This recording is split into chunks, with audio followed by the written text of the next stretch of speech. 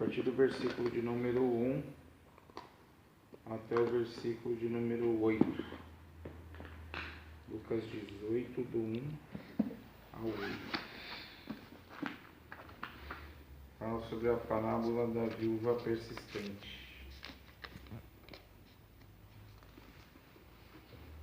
Pode ler? Diz assim a palavra do Senhor: Disse-lhe também uma parábola sobre o dever de orar sempre e nunca desfalecer, dizendo: havia uma cidade um certo juiz que nem a Deus temia e nem respeita ao homem. Havia também naquela cidade uma certa viúva que ia ter com ele, dizendo: faze-me justiça contra o meu adversário. E por algum tempo não quis atendê-la, mas depois disse consigo: ainda que não temo a Deus, nem respeito os homens, todavia como esta viúva me molesta, hei de fazer-lhe justiça, para que enfim não volte e me importune muito. E disse o Senhor: ouvi o que diz o injusto juiz? E Deus não fará justiça aos seus escolhidos, que clamam a Ele de dia e de noite, ainda que tardio, para com eles?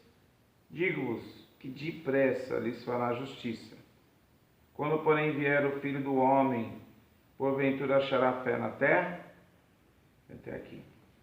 Aqui Jesus, depois de vários sermões, ele vem falando sobre o perdão, sobre a fé, sobre a vinda do reino de Deus, sobre escândalos, né? Hoje em dia não existe uma preocupação muito grande de líderes e até membros da igreja a respeito do escândalo, né? E se eles soubessem o quão perigoso e desastroso é cometer um escândalo como um cristão, Jesus disse: olha, era melhor vocês amarrar uma corda no pescoço e numa pedra e ser lançado dentro do mar do que causar um escândalo na igreja.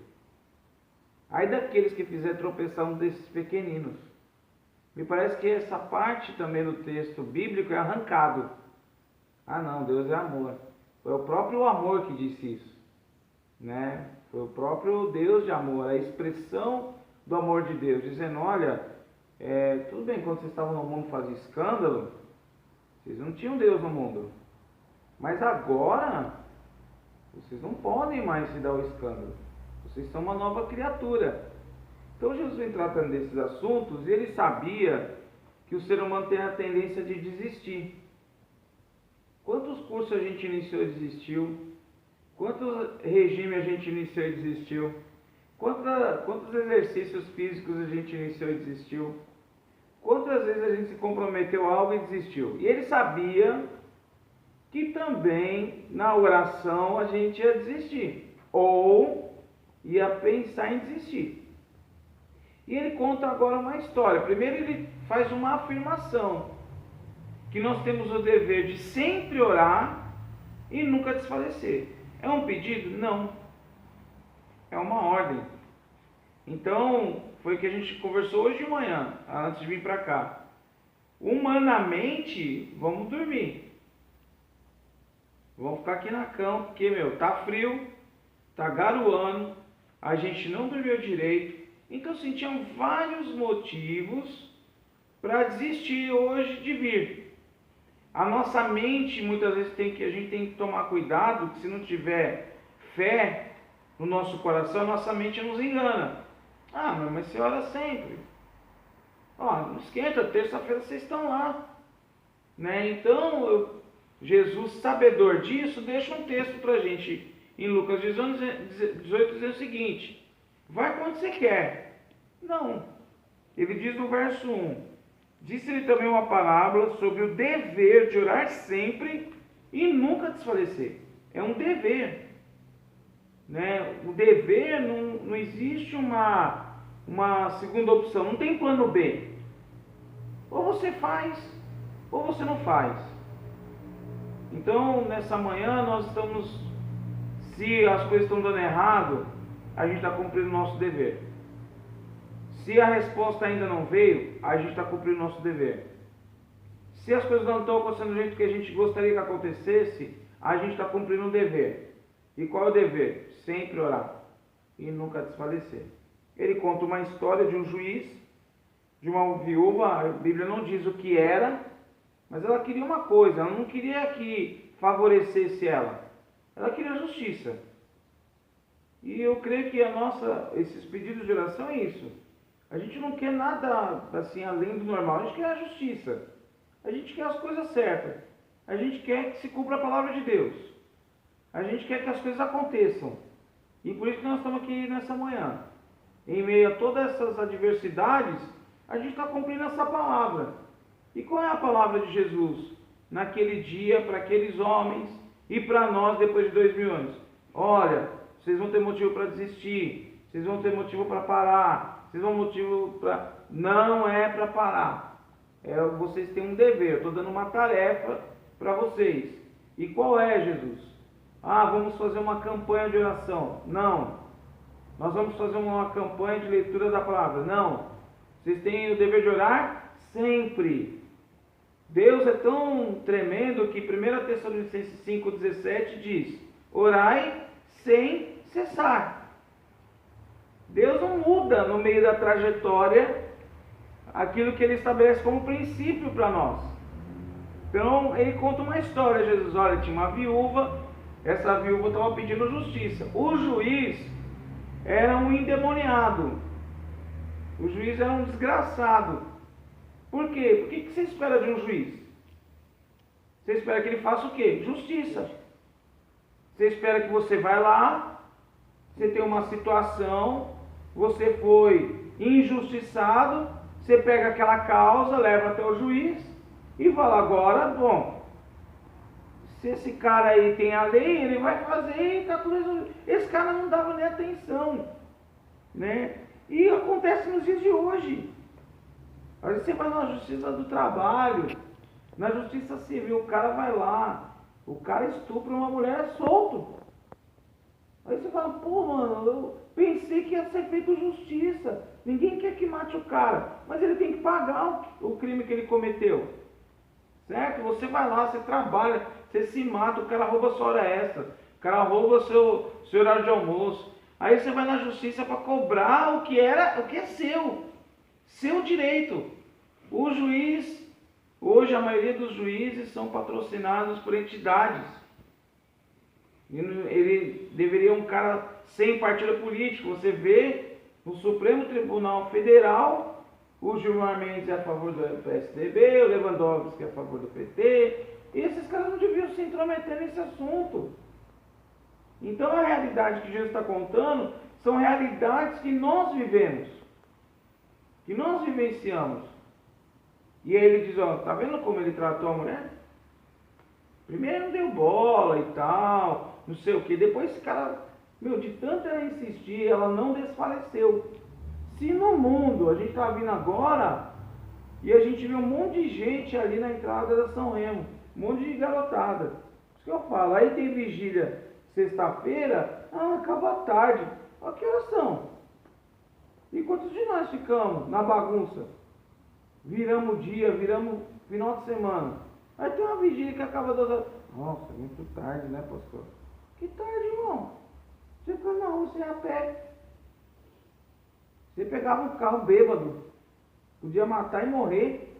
Agora para Deus é tudo molenga, é tudo cheio de regrinha. Não, mano. Para Deus você tem que exceder. Não, pastor, está acabando 2 horas a vigília? Não, quem quiser ir embora, nós vamos ficar até 5, 6. A gente fazer isso no mundo.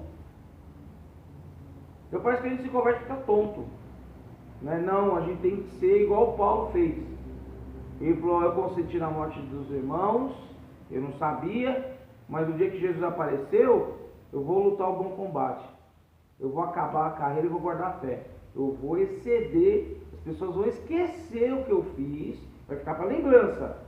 Mas o meu ministério vai ser tão forte, eu vou fazer tanto, que as pessoas vão botar na balança e falar: puxa, aquele velho Paulo, realmente você se converteu. Se você no judaísmo era assim, nossa, no cristianismo você é muito melhor. Onde abundou o pecado, super abundou a graça de Deus. E aí Jesus faz uma comparação. E Deus não fará justiça aos seus escolhidos Deus escolheu a gente. Não foi a gente que escolheu ele. Não foi a Sandra que aceitou Jesus. Não foi a Érica. Não foi o Wagner e a Leoni. Ele nos escolheu. Ele olhou você afundado no pecado e foi lá e tirou você. Ele viu você morto nas suas ofensas, nos seus pecados, e teve misericórdia de você e tirou você de lá. E fez isso comigo e fez com cada um que entra aqui. Não é Deus não falar justiça aos seus escolhidos? Ou seja, se ele escolheu você, você acha que ele vai deixar a injustiça ser o império da sua vida? Não. Olha o que ele diz. Que clamam a ele de dia e de noite, ainda tardio para com eles. A expressão ainda tardio significa que Deus tem um horário.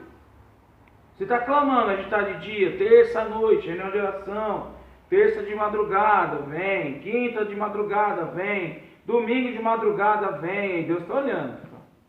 Ao meu escolhido. Ele não desfalece. Ele tinha motivos racionais para não vir. Mas olha lá, ele está indo. Pensa Deus olhando para a gente agora. E dizendo, ó meu escolhido, eu escolhi. Puxa, ó quem eu escolhi. Eu escolhi eles. Eles estão achando que vai demorar. Mas não vai demorar. Tem coisas que nós colocamos aqui em oração que já chegou. Que já está acontecendo. Ele não chega na hora atrasada. Digo-vos que depressa lhe fará justiça. Então, seja qual for a causa que nós estamos vivendo, que nós possamos crer nesta manhã que Deus tem mais pressa do que você em resolver essa situação. Deus tem mais pressa do que a gente em resolver. Só que tem um componente, uma palavra bem pequenininha e que infelizmente está saindo do nosso cardápio cristão. Quando, porém, vier o Filho do Homem, porventura achará fé na terra? É uma pergunta. Ele está dizendo, quando Jesus voltar, ele vai achar um carro zero, ele vai achar uma casa abastada, ele vai achar um empresário de sucesso, ele vai achar... Não. O que ele quer achar? Fé. Sem fé é impossível agradar a Deus. Pode fazer listas intermináveis de pedido, cadernos de oração. Se esta oração não estiver misturada com a fé, vai ficar nesse teto aqui. Não vai chegar. Não vai acontecer. Então, que nessa manhã nós não venhamos desfalecer. Né? Que nós não venhamos desistir. Quando que nós vamos parar de orar? Quando Jesus voltar para nos buscar. Quando que nós vamos parar de ler a Bíblia? Quando Jesus voltar para nos levar para o nosso lugar, que Ele criou para nós. Quando nós vamos parar de vir na igreja? Quando Jesus voltar e nos colocar na Jerusalém Celestial. Então vai ter dia, é fácil, né, dizer o Salmo 122, né? Alegrei-me quando me disseram, vamos à casa do Senhor. Quando tudo está dando certo, ô meu amigo, a gente está dando estrelinha. Se o irmão chegar, você está com aquele sorriso de fora, está dando tudo certo. Mas e no dia mal? E no dia da adversidade? Você tem que chegar melhor ainda. Porque a nossa relação com Deus não está baseada nos bens. Está realizada no que Ele é. Está baseada na presença dEle na nossa vida. Então, que nessa manhã nós temos um dever. Amém, irmãos? É um dever. Não é um pedido. A gente tem que começar a parar de ser melindroso. É um dever. Jesus está mandando. Você não chama Ele de Senhor? Sabe o que significa Senhor no grego? Dono. Ele comprou a gente. Só que Ele não escravizou a gente. Ele nos comprou e resgatou do pecado. Para ser o que? Livre. E livre agora, Ele fala, vocês têm um dever. Qual é o dever de vocês? De orar. Ah, pastor, eu estou orando pela salvação de fulano há 20 anos e não acontece. Ele tem pressa que isso aconteça. O problema não está na resposta de Deus, está na nossa fé. Está orando 20 anos, mas toda hora que você termina a oração, você não crê. Não vai. Olha os comentários que vocês fazem. Puxa, eu fui lá orar, orei por tal situação. Mas é difícil, né? Você já colocou uma impossibilidade. Você já delimitou uma coisa que não pode botar um limite. Deus pode mudar hoje. Nós temos 2 cultos, a pessoa pode entrar hoje aqui, ouvir a palavra e se converter hoje. Uma pessoa que há anos, que é alcoólatra, que é usuário de droga, que é um depravado moral, ele pode entrar aqui hoje e se converter, porque é Deus que escolhe, é Deus que chama, é Deus que opera, ele não vai chegar atrasado. Então, nesta manhã, que nós possamos ter esse dever de orar sempre e nunca desfalecer, e temos a missão de ter fé. Lucas 17:5, os discípulos, diante de uma realidade que Jesus disse, ele falou: se você tiver a fé de um grão de mostarda, dirá este monte, saia daqui e se precipite no mar, e assim será feito. Eles olham e falam: meu Deus, mas isso é impossível. E olha para o Senhor e diz: acrescenta-nos a fé. Então, muitas vezes nós vamos levar uma situação que a realidade é tão difícil que vai vir um componente satânico chamado incredulidade. Você manda a incredulidade, o demônio embora. Nós somos crentes, nós acreditamos no impossível. Paulo diz que nós temos que trazer aquilo que não existe à existência. Como que se faz isso? Com Hebreus 11:1. Ora, a fé é o firme fundamento das coisas que se esperam e a prova das coisas que não se veem. Nós temos que exercitar a nossa fé. Sem fé é impossível agradar a Deus. É como se você se aproximasse de Deus e dizendo: acho que o Senhor não tem todo esse poder. Mas Ele tem, crendo você ou não. Amém? Essa palavra nesta manhã, para aquecer o nosso coração. Alguns pedidos de oração aqui já estão sendo respondidos. Eu sinto essa diferença.